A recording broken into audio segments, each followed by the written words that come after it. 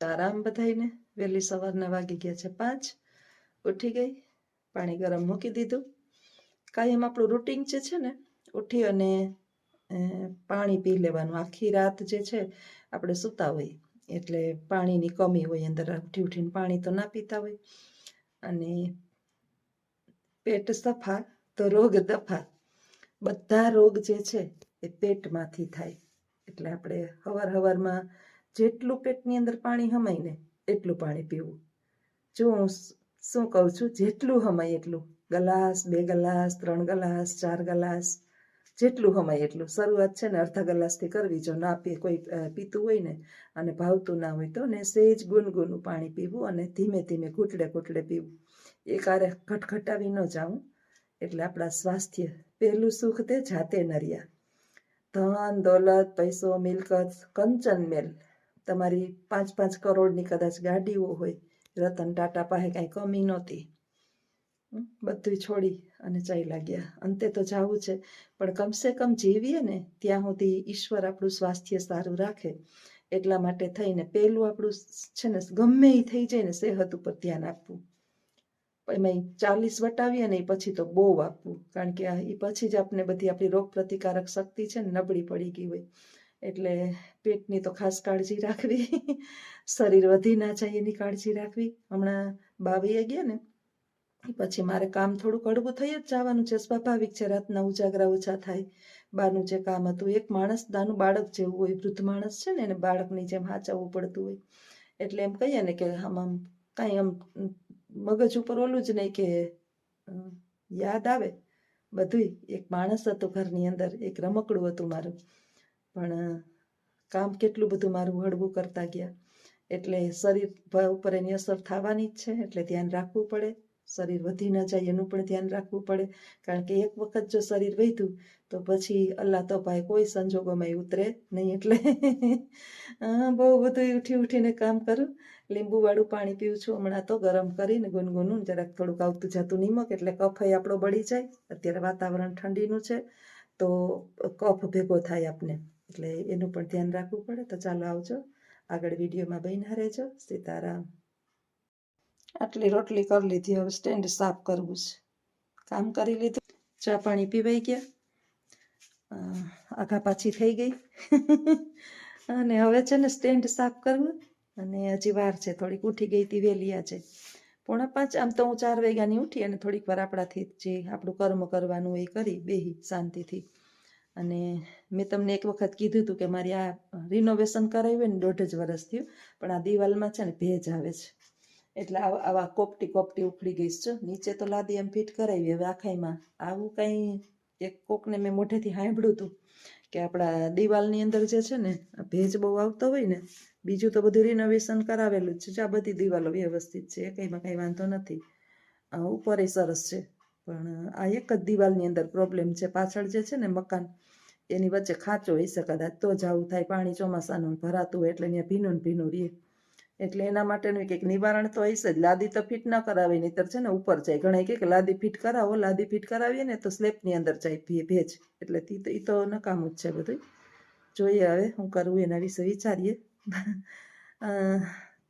4:45 વાગ્યાની નીચે ઉતરી અને રોટલી કરી લીધી. પીંડો એક, થપ્પો એક.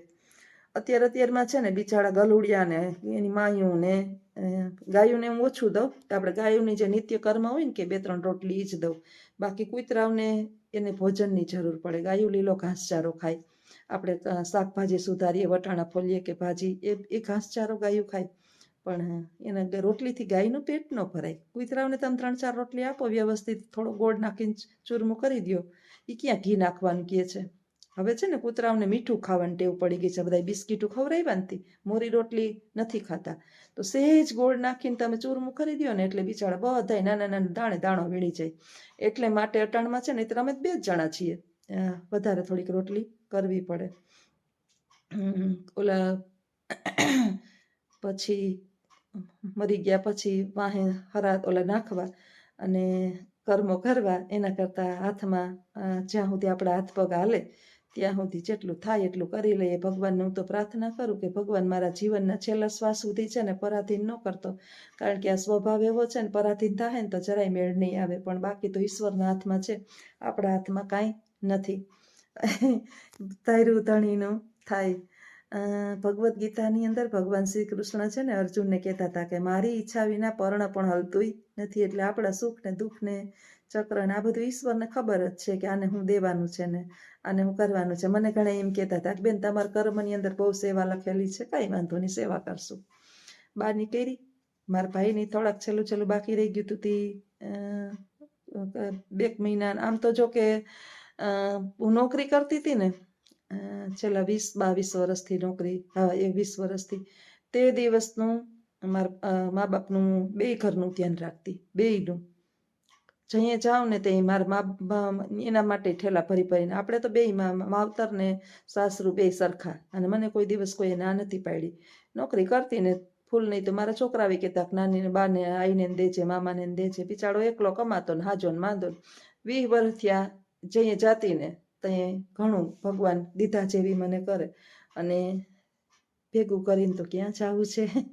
એક બેન કહેતા હતા કે તમને તૃષ્ણા ન હોય તો નોકરી શું કરવા. પાછું મને યાદ આવ્યું, નોકરી શું કરવા કરો છો. નોકરી કરતા હોય ને તો કોકને આપણે આપી શકીએ, નોકરી ના કરીએ તો આપણે કઈ છોકરાઓ પાસેથી એમ ન કહીએ કે લાવો મારે ફલાણાને ઢીમકાને દેવું 5 રૂપિયાની મદદ કરવી, તો ન કરી શકો.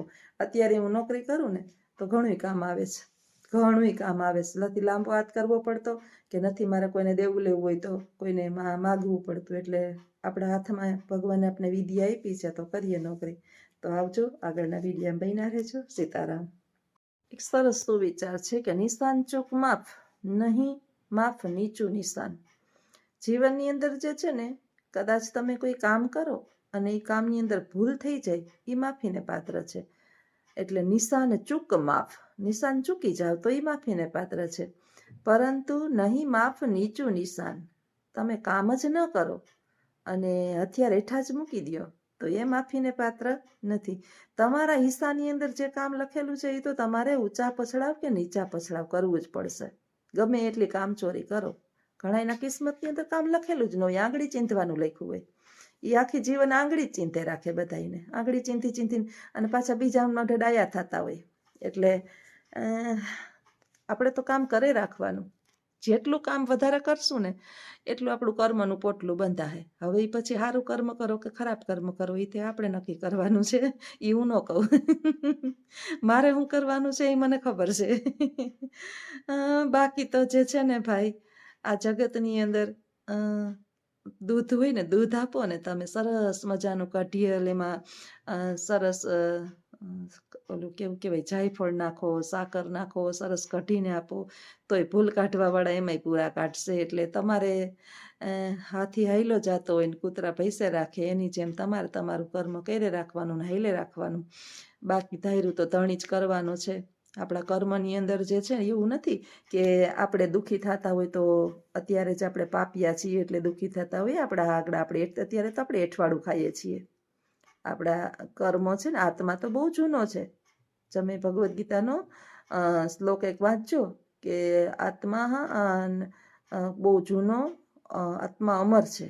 શરીરના મરવાથી એ મરતો નથી, એ હણાતો નથી કે એને કાંઈ થતું નથી. શાશ્વત અને ખૂબ પુરાણો છે. આ દેહ જે છે એ વારંવાર બદલાવી રાખે છે. એટલે આપણે કંઈક આપણા સજા ભોગવતા હોઈએ, આપણે અમુક પરિવાર મળ્યો હોય, આપણા સગા સંબંધીઓ મળ્યા હોય, આપણી સાથે બધા જોડાયેલા હોય, 101 બળકર જેને કહેવાય ને કે કાંઈ આમ જેના વિશે આપણે વ્યાખ્યાઓ ન આપી શકીએ, તો આવો પરિવાર એ આપણે સરસ મજાનો મળ્યો હોય કદાચ, તો એ આપણા કર્મને કારણે હોય. બાકી ઈશ્વરનો આમાં કાંઈ વાંક નથી, ઈશ્વરનો તલ જેટલોય વાંક નથી. કર્મ કરો અને સજા ભોગવો. એક તપેલું એક દૂધ હોય અને એની અંદર 1 ટીપું છાશનું નાખવાનું. આપણે કર્મ કર્યું એટલે હવે આપણે દહીં મળશે. જે કર્મ કરો એ કર્મ પાછું મળશે અને મળશે. એ તો સિદ્ધાંત છે, ઈશ્વરનો નિયમ છે, એમાં કોઈનું ચાલશે નહીં. એટલે ઉઠીએ ત્યાંથી પ્રભુ પાસે એક તો પ્રાર્થના કરી જ લઈએ કે હે દીનાનાથ, મારા જીવનના અંધારાને દૂર કરજે, મારા જીવનના અંધારાને દૂર કરજે, પ્રકાશના કિરણ ફેલાવજે. જે મારા માટે સારું છે એ મને આપજે અને ખરાબને મારાથી દૂર કરજે. વાત માનજો કે ચોક્કસ ઈશ્વર જે છે ને એ તમારી આ વાત ટૂંક સમયમાં સાંભળશે. આપણને ખબર નથી કે આપણા માટે સારું અને ખરાબ શું છે, એટલે ઈશ્વર આપોઆપ તમારાથી અમુક નકામો કચરો જે છે ને એને આપોઆપ દૂર કરી નાખશે અને એ તમારા માટે ઉત્તમમાં ઉત્તમ છે. આવા કચરા સાફ થઈ જતા હોય ને તો પ્રભુની પાસે જઈ અને એનો ધન્યવાદ માનવો જોઈએ અને ખૂણામાં બેહીને રોવું ન જોઈએ. ઉલટાનું પ્રભુ ભક્તિનો સમય મળ્યો છે, એકાંતમાં જ મજા છે. એ જે છે ને એ ટોળામાં મજા નથી. સિંહના ટોળા ન હોય, સિંહના ટોળા હોય નહીં.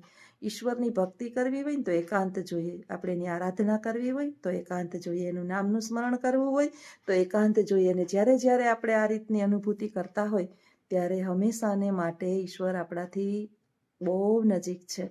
અને બાકી તો ધન દોલત એ તો ટાટા મૂકી ગયો, બધું કાંઈ લઈને ગયો નથી. અને જેને એનો પાવર હોય એની બધું અહીંયા પડ્યું રહેવાનું છે, કાંઈ ભેગું લઈને જવાના નથી. ને ખાવા બેહીએ બસ સરસ મજાનું ગમે એ ખાઈ શકીએ, કોઈ ડૉક્ટરની મનાઈ નહીં. ખાવા બેહીએ કોઈ ડૉક્ટરની મનાઈ નહીં, તમે પેટ ભરીને ગમે એ ખાઈ શકો અને જ્યારે સૂવો ત્યારે ઘસઘસાટ નીંદર આવી જાય. એનાથી વિશેષ કૃપા એ કંઈ તમારા ઉપર હોય નહીં. ચોક્કસ કમેન્ટ કરજો કે આ મારી વાત સાચી છે કે ખોટી. અને વિડીયો ગમતા હોય તો લાઈક કરજો, શેર કરજો અને સબસ્ક્રાઈબ કરજો. આવજો. સીતારામ.